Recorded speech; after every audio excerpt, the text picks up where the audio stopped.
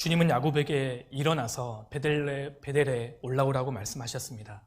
그리고 야곱이 이렇게 반응합니다. 창세기 35장 2절입니다. 야곱이 이에 자기 집 사람과 자기와 함께한 모든 자에게 이르되 너희 중에 이방 신상을 버리고 자신을 정결케 하고 의복을 바꾸라. 베델로 올라가기 위해서는 반드시 선행되어야 하는 한 가지 일이 있었습니다. 2절 중반절 다시 보시겠습니다. 너희 중에 이방 신상을 버리고 자신을 정결케 하고 의복을 바꾸라. 참 아이러니한 말씀입니다. 믿음의 가정, 야곱의 집에 이방 신상들이 많이 있었다는 겁니다. 당시 우상들은 금, 은, 진주와 같은 값비싼 보석으로 만들어졌습니다. 그리고 의복을 바꾸라고 했는데 옷은 생각을 대변하지 않습니까? 음란한 옷을 입은 사람은 음란한 사람인 겁니다. 세속적인 옷을 입고 있는 사람은 세속적인 사람이죠. 그 당시에 세겜 옷은 아주 비싸고 세속적인 옷이었습니다.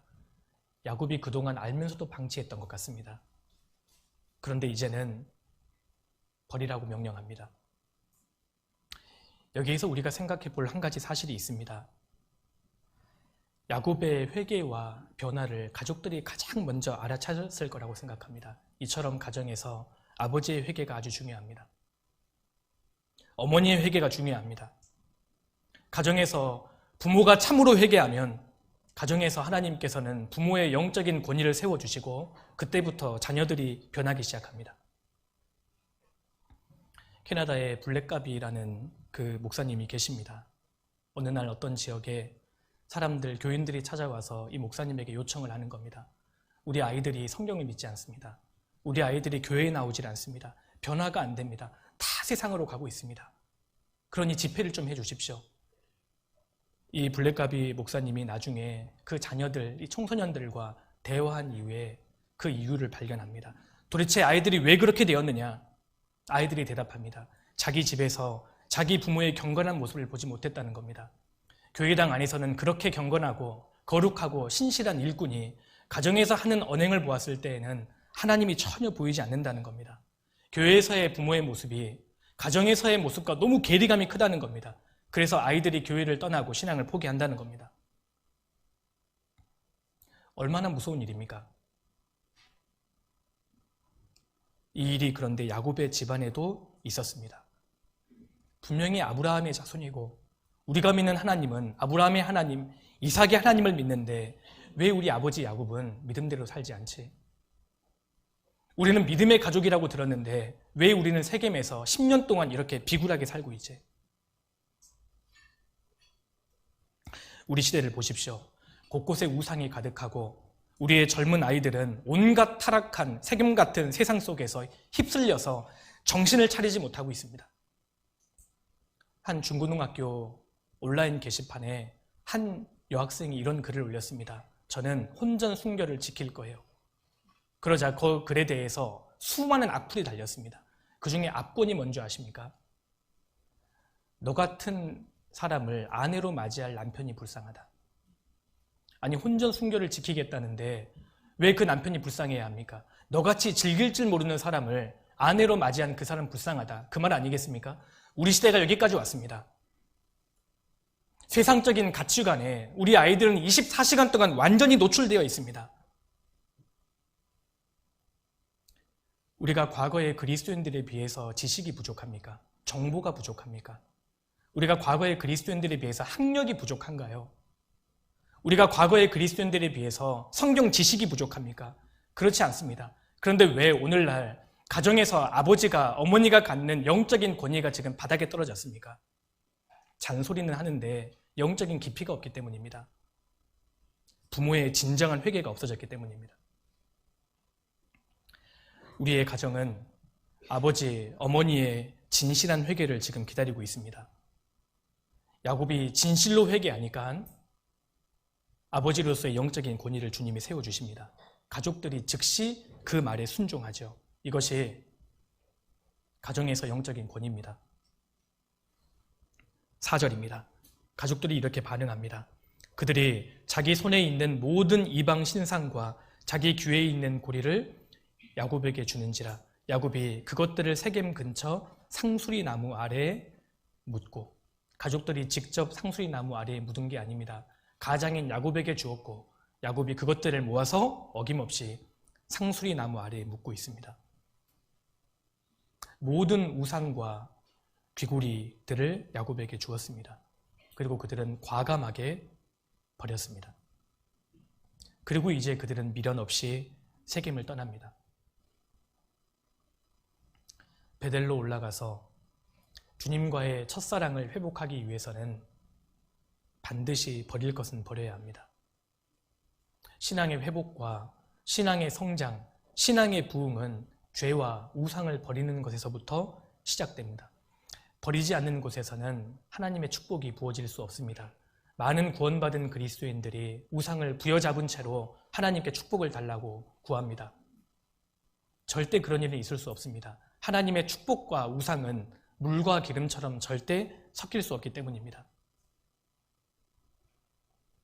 떠나야 할 것을 확실하게 떠나고 버려야 할 것을 확실하게 버려야 합니다. 그래야 처음 사랑 베델로 올라갈 수 있습니다.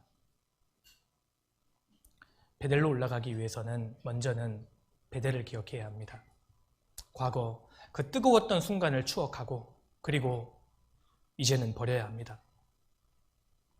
세겜은 야곱이 10년 동안 정착한 곳이고 아주 익숙한 곳입니다. 주님은 익숙했던 장소를 이제 떠나라고 말씀하십니다. 성경을 보면 모든 믿음의 사람들이 그러했습니다. 신앙의 유익을 위해서는 버려야 할 것들은 과감하게 버렸다는 겁니다. 예수님께서 제자들을 부르셨을 때 제자들은 그동안 익숙했던 오구의 도구들을 다 버렸습니다. 배도 버렸고 심지어 부친도 뒤로하고 예수님을 따랐습니다. 아브라함도 마찬가지였습니다. 내 본토 친척 아베 집을 떠나 내가 내게 지시할 땅으로 가라 했을 때 아브라함은 익숙한 곳을 떠났습니다. 모세도 그러했습니다. 애굽의 바로의 공주의 아들이라 칭함을 거절하고 애굽의 모든 보화도 버리고 잠시 죄악의 낙을 누리는 것도 다 내려놨습니다. 자기가 누릴 수 있는 것들, 익숙했던 것들을 다 포기하고 버렸습니다. 우리가 죄와 우상을 버리지 못하는 이유는 간단합니다. 이 죄를 버렸을 때, 이 우상을 포기했을 때 죽을 것 같기 때문입니다. 이걸 버리면 못 산다고 생각합니다. 그런데 기억하셔야 합니다. 죄를 가지고 있는 고통보다 죄를 버리는 고통이 훨씬 적습니다. 죄를 짓는 기쁨보다 죄를 버리는 기쁨이 훨씬 큽니다. 이걸 우리가 알지 못하기 때문에 우상과 죄를 버리지 못하는 겁니다. 형제 자매님들, 죄 짓는 건 순간입니다. 이방인 사귀는 것도 순간입니다. 단호하게 잘라야 합니다. 이 사람 없으면 죽을 것 같지만 절대 안 죽습니다. 단호하게 자를 필요가 있는 겁니다. 내가 버릴 것은 버리고 포기할 것을 포기하면 그 빈자리는 우리 주님이 채워주십니다. 버릴 때 베델의 하나님을 만날 수 있습니다. 욥기 22장 23절입니다.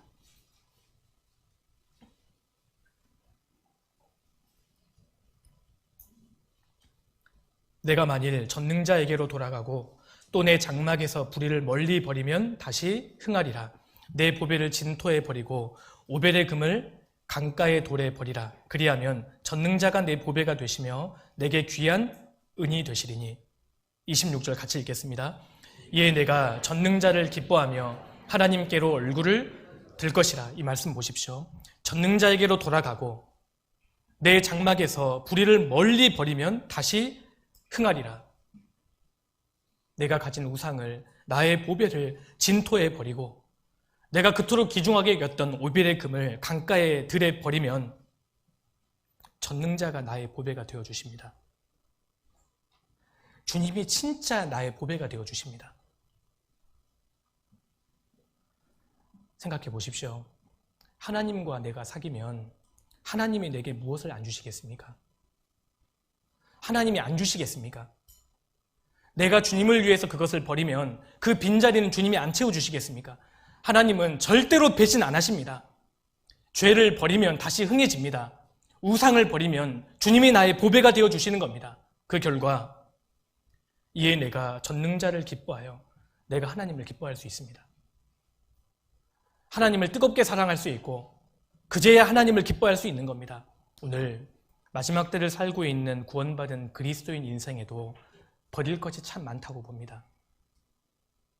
야곱의 가정에 그렇게 우상들이 많았던 것처럼 오늘날 구원받은 그리스도인의 삶에 가정에 우상이 그렇게 많은 겁니다. 온 마음을 바쳐서 하나님을 섬기는데 막는 것이 있지 않습니까? 우상, 작은 여우가 있습니다. 어떤 분에게는 술입니다. 어떤 분은 술만 끊으면 신앙생활을 정말 잘할 분이 계십니다. 어떤 분에게는 담배입니다.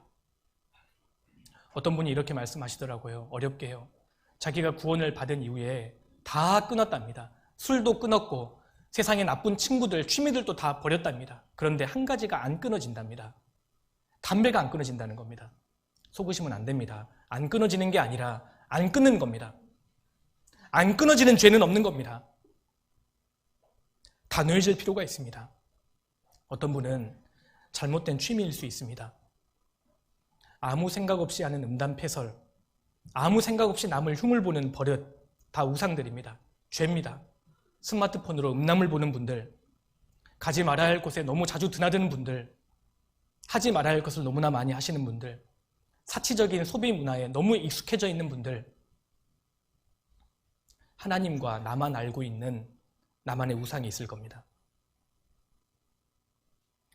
이걸 내려놔야 합니다. 신앙 회복의 출발점입니다. 버려야 할 것들은 마땅히 버려야 합니다.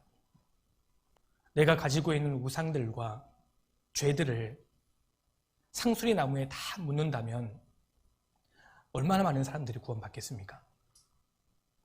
베델로 올라가서 주님과의 처음 사랑을 회복하기 위해서는 우상을 과감하게 버려야 합니다. 구원받은 성도들이 무릎을 꿇고 나만의 베델에서 기도하려고 하는데 그것을 막는 게 있을 겁니다. 죄입니다. 열기구가 하늘 높이 올라가기 위해서는 모래 주머니를 땅으로 던져야 합니다. 세상의 것을 포기할 때 주님과 더 가까워질 수 있고 주님 마음과 더 깊숙이 알 수 있습니다. 세상을 움켜쥐는 사람은 절대 주님과 가까워질 수 없는 겁니다.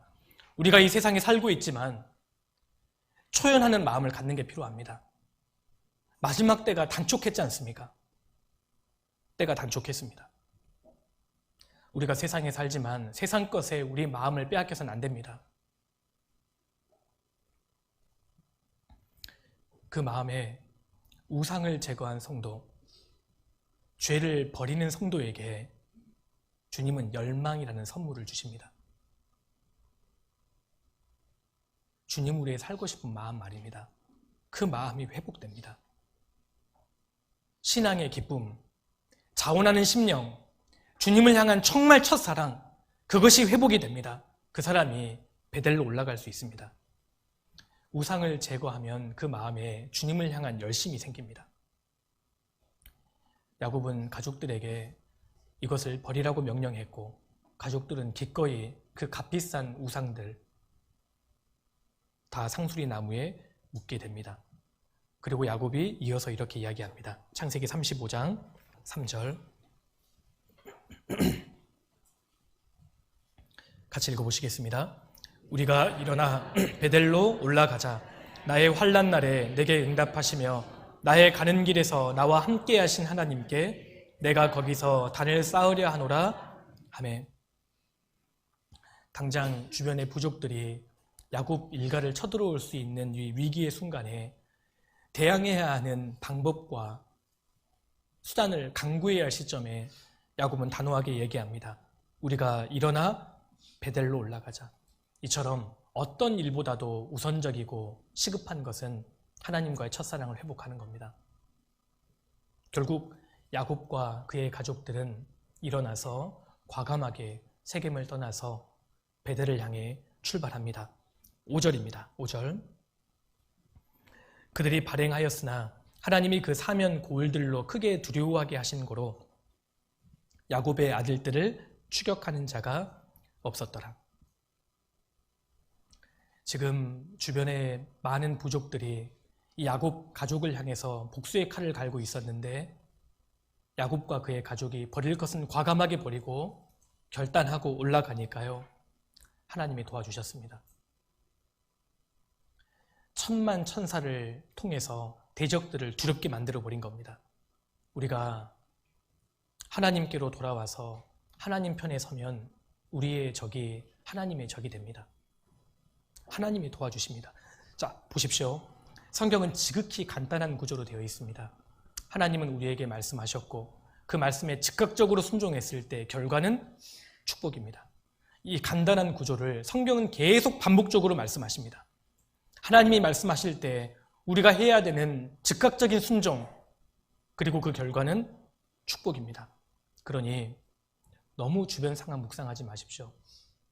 주변 사람들 눈치 볼 것 없습니다. 너무 계산하지도 말고 하나님께 돌아와야 합니다. 버릴 것은 과감하게 버리고 베델로 올라오려는 결단했을 때 그때부터는 하나님 반드시 도와주십니다. 믿음의 분명한 삶의 태도를 취하면 하나님 반드시 인도하시고 승리하게 도와주시는 겁니다. 이 야곱의 일가가 베델로 올라옵니다. 형제 자매님들, 우리도 나만의 베델로 올라와야 합니다. 베델을 추억하고 버릴 것은 과감하게 포기하고 내 삶을 베델 중심으로 재편해야 합니다. 말씀 중심으로, 교제 중심으로 삶을 재편해야 합니다. 우선순위를 분명하게 정하고 나만의 베델로 올라와야 합니다. 그럼 주님 반드시 도와주십니다.